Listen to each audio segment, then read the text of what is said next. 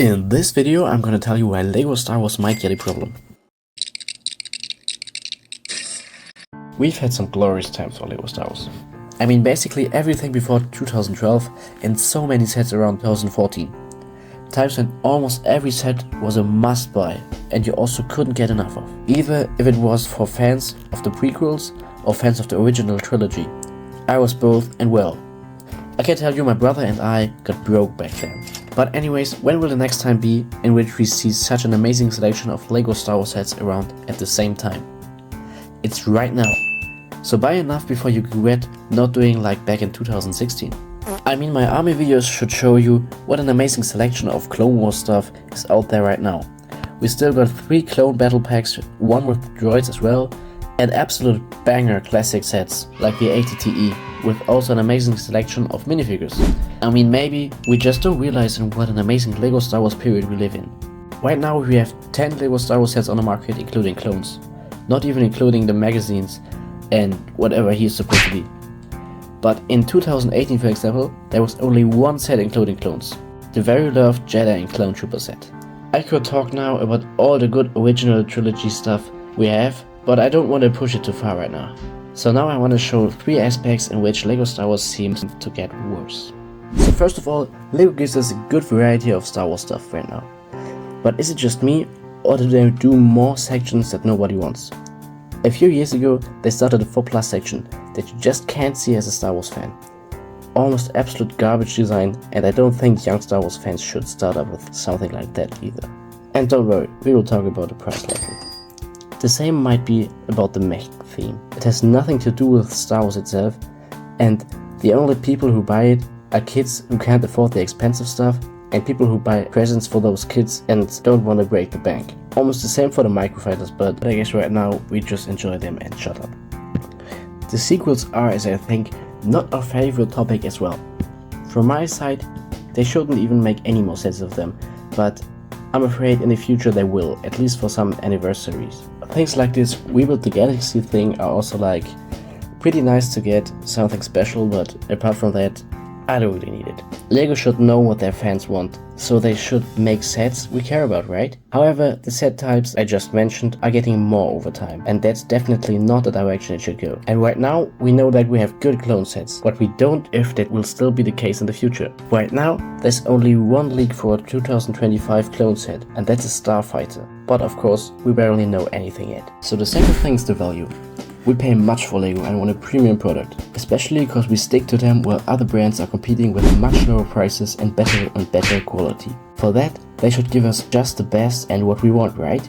Wrong, of course. LEGO still refuses to print more pieces in the sets, what would make them way more valuable and the building experience way more enjoyable as well. At least for the premium 18+ sets they should do it. Then they are also unlikely to put cameras and waist capes in there. For example, the Boba Fett in the new Sarlacc pit should have one, especially because, well, you know my point. Figures like Captain Rex should also definitely have a physical camera, especially because that structure just belongs to their look. LEGO even always did include cameras and waist capes with their Star Wars figures if necessary, for the finished look, so they should be able to, but they do it less and less. LEGO minifigures are their most important signature, and some people just buy all the sets just for the minifigures. That's why it would be well justified to make the figures as authentic as possible, also considering the printing. Arm printing and leg printing are sadly still not very common for the figures, even though they provide a lot of extra detail and value to them. And again, if it's really that hard and expensive to do so, then they should at least do it for the premium sets like the UCS or dioramas. I could go on with LEGO not putting enough figures in the sets and not giving us enough detail, but this would really get out of hand then. So the third and final part, the price. Yes, our favorite. But yeah, I'd say all things before would be at least a bit justifiable if LEGO wouldn't continue to get more and more expensive. LEGO has always been pretty pricey, but over the last years, they just got ridiculous. I think a licensed theme like Star Wars is usually okay price if it's under 10 cents per piece, if not less. It can sometimes be a bit more, but it has been growing way too much. Due to the inflation, especially after the pandemic, it was maybe fine to increase their prices a bit. But they just didn't stop, and what they do now is just rude.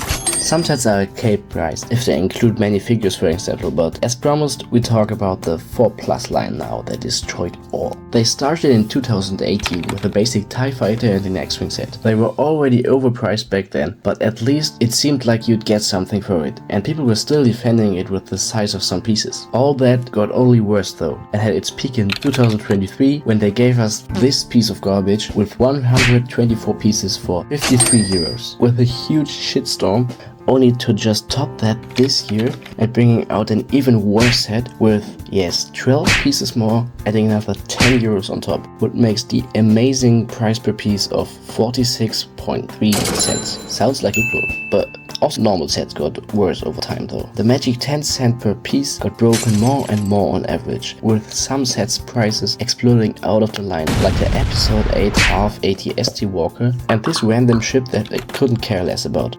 This year though, we again saw hilarious price increases. To name a few, the Sarlacc pit for 80 euros, this Ahsoka fight scene for 55, as overpriced as the Vader fight, and what I now saw topped it all. The league price of this new battle pack is 45 euros. That would be just embarrassing of LEGO. The prices of battle packs were also growing much over time, from 12 euros all the way up to 20. Then the last years even slowly to 21 and 22, after a failed attempt to push it up to 27 directly. The so-called super battle packs for 30 euros are also a thing now, like the 501st battle pack with more parts, or the Droid vs clones with even 9 minifigures. One of the best values ever. But now they want to go from 9 to 6 minifigures and add 15 euros to it for literally no reason at all? No, that would just be too much for us fans.